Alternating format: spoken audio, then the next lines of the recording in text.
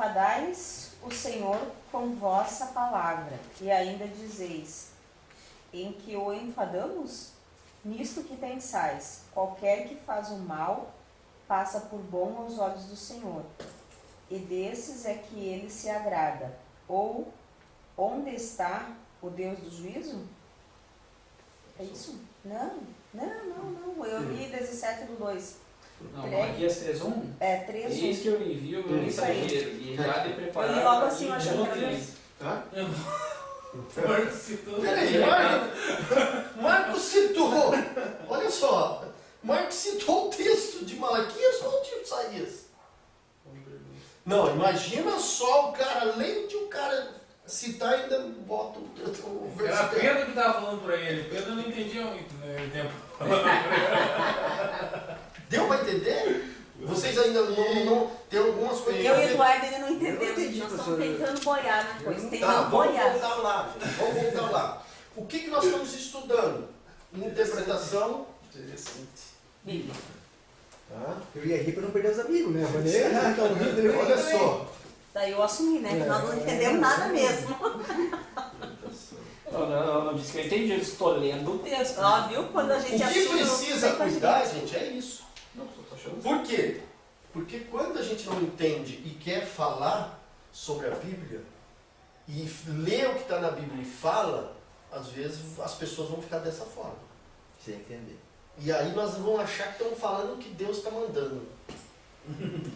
Aí é pior do Por que... isso que é perigoso. Pior do que Marcos, que escreveu Errou o texto. na hora de escrever. Né? Mas aqui não tem erro não, viu gente? Isso aqui é uma forma de interpretação bíblica. Tá? Mas nós precisamos entender o contexto histórico, geográfico, nós precisamos entender o contexto. Então nós estamos estudando interpretação bíblica. Tá? Nós precisamos entender o contexto disso daí, daquilo que ele está dizendo. Então quando você vai pesquisar e procurar, você vai lá para João capítulo 5, você vai ver algumas coisas que aconteceram ali sobre aquela questão do milagre de Jesus, que houve aí um parênteses, peraí, houve umas questões aí que, será que realmente aconteceu isso ou não? Né? Nessas traduções, os intérpretes vieram tendo as suas análises. E alguns colocam lá, em algumas bíblias, até nos rodapé, algumas coisas que ele acha que aquilo não estava muito bem nos originais. Isso é uma interpretação que ele pode dar, porque ele vai usar o original, ele vai usar os textos massoréticos, ele vai usar o Septuaginta, ele vai usar alguns textos e os seus contextos para poder escrever realmente o que ele entende de todo aquele princípio daquela época, por que Jesus queria dizer aquilo. Tá? Então, quando ele fala sobre João viu aquilo.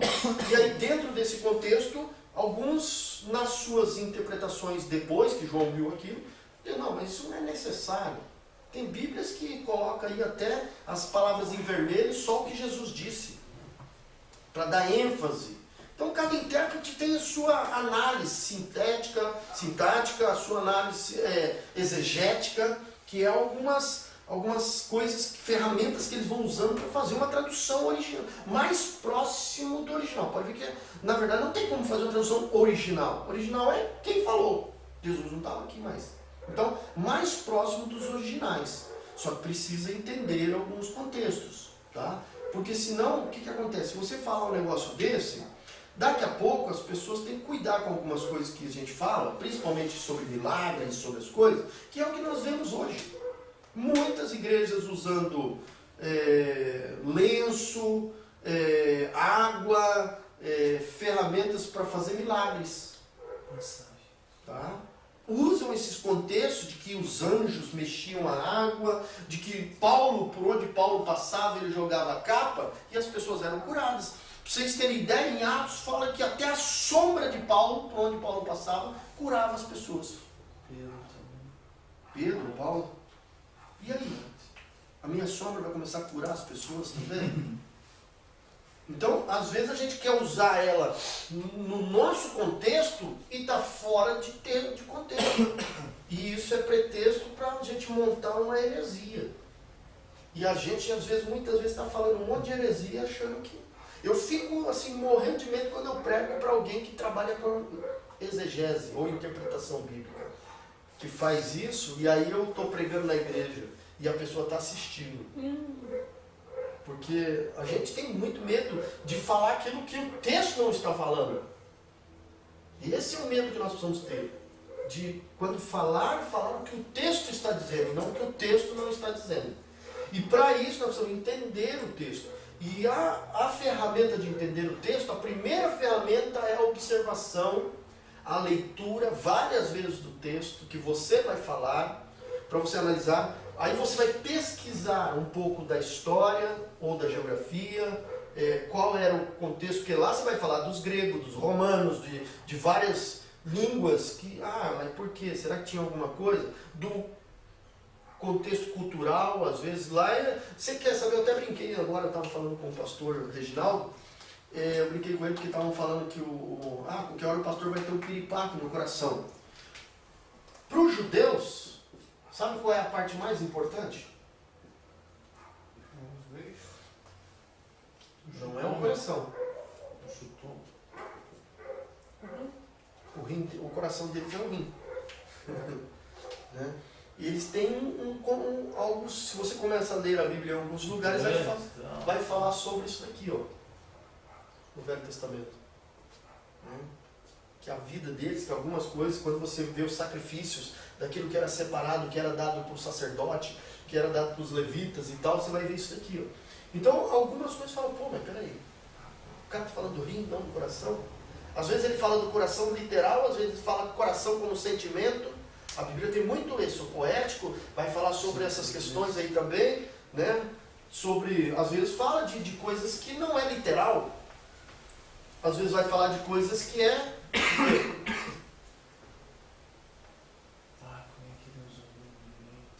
Nós podemos interpretar a Bíblia de forma literal. O que mais? Metáfora. Por metáfora que seja. Tem metáfora dentro da Bíblia. O que mais? Alegorias, parábolas. Muita coisa vai ficar. A gente pode interpretar a Bíblia, dependendo do que nós estamos lendo. Aí a gente lê lá que, por exemplo, João capítulo 9. O que Jesus fez em algumas Bíblias?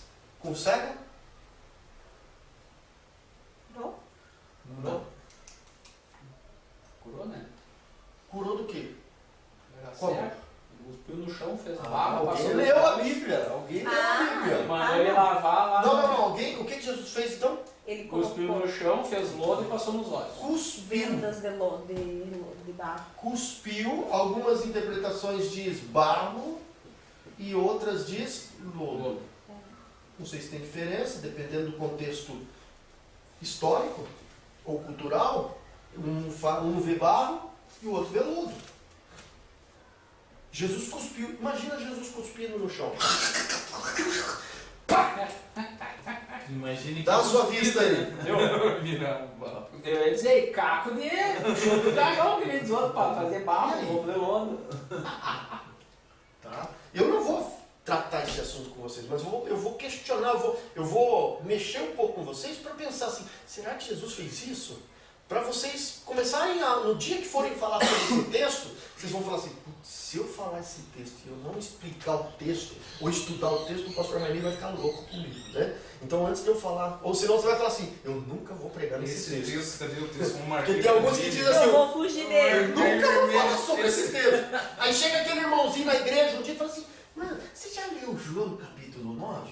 O que está dizendo ali? Por que Jesus fez aquilo? Acontece, gente pergunta para mim assim, Jesus cuspiu no chão? Ai, que nojo. Que porra! Entende? Então os Essa textos... aula tá me Eles dizendo não. que eu acho que tô... Hã? Essa aula tá me dizendo que eu acho que estou na profissão errada. Tá? Aí, gente, nós precisamos buscar um pouquinho desse conhecimento, tá? Nós precisamos buscar um pouquinho desse conhecimento. Aqui, então quando a gente pensa na Bíblia, a gente pensa nela literal. Se você botar Apocalipse totalmente literal, você está morto. Você está condenado. Não tem como você nem pensar em ler ela totalmente literal. Porque a hora que surge o dragão do mar, Você vai falar o que dragão, demônio é esse? Do Godzilla. O Godzilla? Entende? Godzilla. É. Ou, na hora que a Bíblia diz que as taças estarão transbordando da ira de Deus, essa taça é literal. Então, tem muita alegoria, tem muita metáfora, tem muita... O que eu escrevi aqui mesmo? Mais ou menos isso, eu não lembro de cabeça agora, eu tinha que dar uma olhada no livro. Mas tem várias... tem parábolas. Não, obrigado. Então, esse é muito ardido, aí eu não consigo nem falar. Ai. Então, gente, olha só. Acostumado a tribo lá Como que nós vamos conseguir, então, ler o Aí texto? dizem. Como que nós vamos conseguir ler o texto e explicar o texto? Tá? Eu só não. Até agora eu estou pensando no tal da voz do. Eu vou mexer nisso, eu não vou chegar aqui. Como que eu vou ler o texto e entender o texto? Então, primeiro você vai precisar da graça de Deus. Amém. É a primeira ferramenta, oração e graça. Tá? É a primeira. Para que Deus revele para você aquilo que Ele quer falar para o povo que você vai falar. Porque senão não adianta teologia, não adianta nada. Porque a gente estuda, cria um tambor de livros, e aí você chega num determinado lugar e você não precisa de nada, é só a Bíblia. Aí você fala, Jesus te ama, cara, amém, estou salvo. Fala, para que eu estudei 30 anos? Isso aconteceu com a gente nos índios.